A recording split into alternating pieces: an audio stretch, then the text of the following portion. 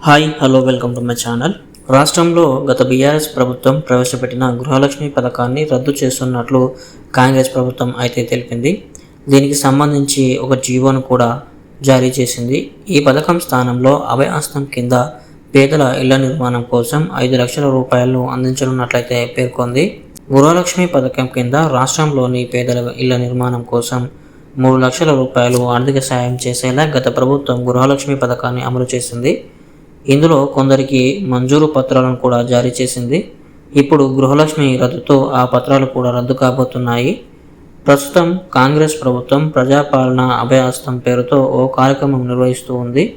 దీని ద్వారా ఊరున అప్లికేషన్స్ తీసుకుంటున్నారు. ఊరే కాకుండా డివిజన్ పట్టణాలలో కూడా ఈ అప్లికేషన్స్ అనేవి తీసుకుంటున్నారు. రాష్ట్ర వ్యాప్తంగా 6 గ్యారంటీలకు సంబంధించి అర్హులంతా పోటీ పడి మరి దరఖాస్తులు అయితే చేస్తున్నారు. రాష్ట్రంలోని అన్ని గ్రామ పంచాయతీ కార్యాలయాల్లో జనం బారులు తీరి ఉన్నారు.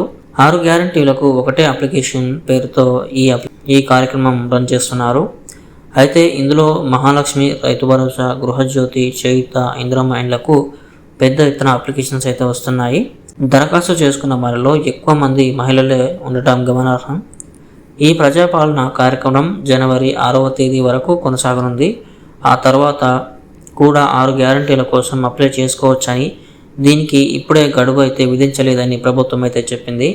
అయినప్పటికీ ఈ పథకాల కోసం ఎన్నో ఏరియాల్లో కూడా ప్రజల నుంచి భారీ రెస్పాన్స్ అయితే వస్తుంది. దీంతో పాటు రేషన్ కార్డులు లేని వారికి కూడా అవకాశం ఇస్తూ వారి నుండి తెల్ల కాగితాలపై వినతి పత్రాలు స్వీకరిస్తున్నారు అధికారులు. రేషన్ కార్డు లేని వారికి కూడా త్వరలోనే రేషన్ కార్డు జారీ చేసేలా చర్యలు అయితే తీసుకుంటున్నారు.